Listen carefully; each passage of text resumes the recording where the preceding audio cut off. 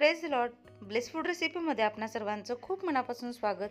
आत्तापर्यंत कधी बनवलीही नसेल, बघितलीही नसेल अशी आणि बघितल्या लगेच बनवायला अशी एक वेगळ्या पद्धतीचा मसाला वापरून वांगी फ्राय कशी करायची ते आज आपण बघणार आहोत. त्यासाठी इथे मी मध्यम आकाराची 2 वांगी घेतलेली आहेत. एक साधारणतः लहान आहे आणि एक मध्यम आकाराचा आहे. वांगी धुवून घेतलेली आहेत. वांगी घेताना धुवून घ्यायची नाहीत. तर बघू शकताय तुम्ही, हे बघा छान मऊसूद असं वांग आहे. तर जाडसर असं मी कापून घेते. तर याचं कारण तुम्हाला नंतर समजेलच. तर दाखवलेलं आहे त्या पद्धतीने असे जाडसर कापं करून घ्यायचे आहेत. सगळ्या वांग्याच्या आधी कापं करून घेते. खूप बियांचं वांग असेल तर खाताना चव लागत नाही. तर आता हे कट करून घेतलेलं जे काप आहे त्याला पुन्हा मधोमध अशी एक चीर द्यायची आहे. तर अगदी शेवटपर्यंत नाही, शेवटला थोडंसं ठेवायचं आहे बाकी. कारण जसं मी सांगितलं, आज आपण एका वेगळ्या पद्धतीने वांगी फ्राय करणार आहोत. तर या पद्धतीने सगळ्या वांग्याचे काप करून घेतलेले आहेत.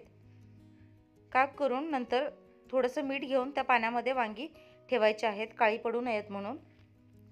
आता आपण यासाठी लागणारा जो वेगळा मसाला बनवणार आहोत तो करून घेऊयात. हा मसाला वापरून अगदी तुम्ही वेगवेगळ्या प्रकारच्या भाज्या बनवू शकता किंवा फ्राय तुम्हाला वांगी करायची असतील, बटाटा फ्राय करायचा असेल त्यासाठी देखील वापरू शकता. एक पॅन घेतलेला आहे. यामध्ये 1 चमचाभर तेल घातलेलं आहे.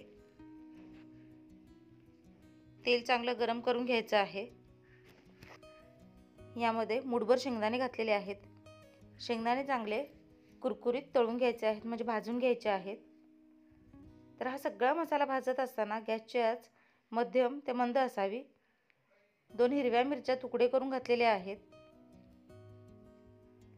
तर मसाल्याची सविस्तर कृती मी डिस्क्रिप्शनमध्ये देईन. क्रमवार जसं दाखवते तसा मसाला घाला. 1 चमचाभर सफेद तीळ घातलेले आहेत, म्हणजे पांढरे तीळ, आणि अर्धा चमचा धने घातलेले आहेत. 5 लसणाच्या पाकळ्या घातलेल्या आहेत. परतून थोडं झाकून ठेवायचं आणि यामध्ये 2 चमचे बेसन घालणार आहे. 1 चमचा बेसन घालून आधी चांगलं मिक्स करून घ्यायचं. पुन्हा दुसरं चमचा बेसन घालायचं आहे. या पद्धतीचं वाटण करून तुम्ही अगदी 15 दिवस स्टोअर करून देखील ठेवू शकता फ्रीजमध्ये. इथे मी डेसिकेटेड कोकोनट म्हणजे सुक्या खोबऱ्याचा जो काही भुरा असतो विकत मिळतो तो घातलेला आहे. तुम्ही याऐवजी ओलं खोबरं किसून घातलं किंवा सुकं खोबरं किसून घातलं तरीही चालेल. अर्धा चमचा जिरे घातलेले आहेत. तर हे सगळं छान परतून घ्यायचं आहे. पाव चमचा हळद घातलेली आहे. चिमटभर हिंग घातलेला आहे. हिंगामुळे फ्लेवर छान येतो. नसेल आवडत नाही घातलं तरीही चालेल. हे सगळं छान परतून घ्यायचं आहे. आणि आता सगळा आपला मसाला भाजून तयार झालेला आहे. तो थंड करून असा दरदरीत वाटून घेतलेला आहे. तर बघू शकता अगदी मी पावडर केलेलं नाही आहे, दरदरीत कुटून घेतलेलं आहे. यामध्ये चवीनुसार मीठ घालायचं आणि सगळं एकजीव करून घ्यायचं आहे. यामध्ये अगदी थोडंसं 1 ते 2 चमचा पाणी घालायचं आहे. तर खूपही पाणी घालायचं नाही आहे, साधारणतः ओलसर होईल इतकं 2 ते 3 चमचे पाणी घालून घ्यायचं आहे. मिश्रण सगळं एकत्र केलेलं आहे आणि जी वांगी पाण्यामध्ये घालून घेतलेली ती आता एक एक करून बाहेर काढायची आहेत. मिठाच्या पाण्यात वांगी ठेवल्यामुळे काळपट पडत नाहीत म्हणून वांगी पाण्यामध्ये ठेवलेली.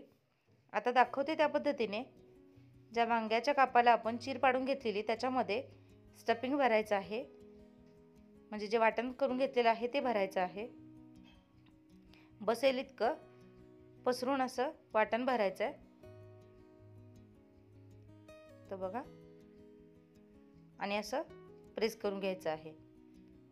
तर वाटण साधारणतः आपण ओलसर करून घेतले त्यामुळे छान असं स्टफिंग होतं आणि वांगी खरंच चवीला खूप छान लागतात. त्यामुळेच मी सुरुवातीला सांगितलं हा एक वेगळा मसाला वापरून वेगळ्या पद्धतीने वांगी करणार आहे. तर इथे मी रवा घेतलेला आहे. रव्यामध्ये 1 चमचा तांदळाचं पीठ घेतलेलं आहे. थोडीशी हळद, थोडंसं मीठ आणि थोडासा मसाला घेतलेला आहे, म्हणजे मिरची पावडर. तर माझ्याकडे हे तयार होतं सारण, त्यामुळे डायरेक्ट घेतलेलं आहे. तर आता या रव्याच्या मिश्रणामध्ये हे असं घोळवून घ्यायचं आहे वांगं सगळ्या बाजूनी. वांगी आपण पाण्यात ठेवलेली, त्यामुळे त्याला पुरेसा ओलावा असतो. तर हे बघा दाखवते त्या पद्धतीने असं सगळ्या बाजूने रव्यामध्ये वांगं घोळवून घ्यायचं आहे. याच पद्धतीने सगळ्या वांग्यामध्ये वाटण म्हणजेच मसाला भरून घेते.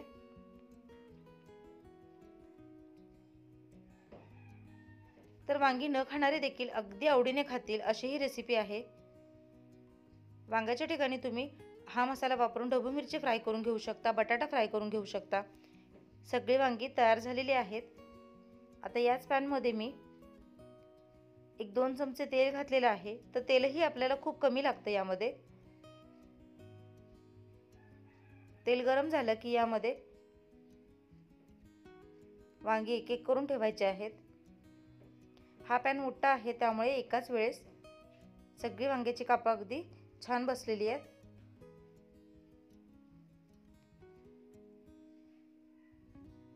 सगळीकडे तेल असं पसरवून घ्यायचं आहे आणि मध्यम ते मंद आचेवर ही छान दोन्ही बाजूने शॅलो फ्राय करून घ्यायचे आहेत.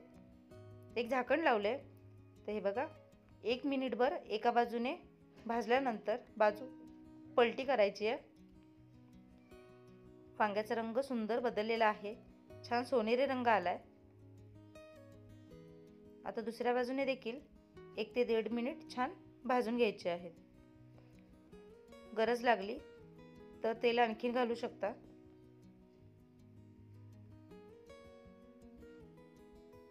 इथे मी पुन्हा एक अर्धा चमचा थोडंसं तेल घातलेलं आहे आणि झाकून ठेवणार आहे. तर दोन्ही बाजूने 1 ते 1.5 मिनिट असं टोटल 2.5 ते 3 मिनिटांमध्ये मस्त सोनेरी अशी वांगी भाजून तयार होतात. तर हे बघा दोन्ही बाजूनी रंग सुंदर आलेला आहे. वरून क्रिस्पी, आतून सॉफ्ट अशी वांग्याची कापं तयार झालेली आहेत. आता तुम्हाला कट करून दाखवते. आतमध्ये आपण जे स्टफिंग भरले म्हणजे मसाला भरला आहे, त्यामुळे ही वांगी एका वेगळ्या पद्धतीची होतात आणि वरचं आवरण देखील छान असं कुरकुरीत होतं. आशा आहे रेसिपी तुम्हाला आवडली असेल, समजली असेल. तर एकदा या पद्धतीने नक्की ट्राय करून बघा. तुमचा अनुभव माझ्यासोबत शेअर करा. चॅनलवर नवीन असाल तर सबस्क्राईब करा, लाईक करा, शेअर करा.